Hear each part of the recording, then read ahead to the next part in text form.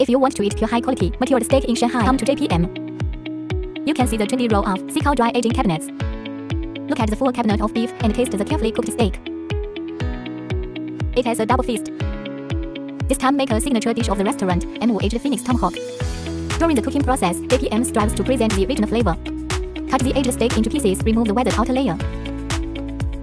28 days of full fermentation in the cabinet. With professional temperature and humidity, the beef only has a very thin loss. Lock the flavor and moisture, generating the unique compound flavor of ripening.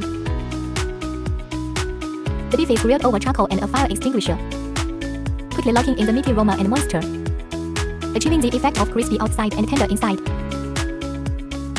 Finally, sprinkle salt, black pepper, a little rosemary before serving. The meat is tender and high quality. Simple seasonings are enough to stimulate the taste buds. The restaurant chooses to show the true state of ingredients, to show to every customer who comes in.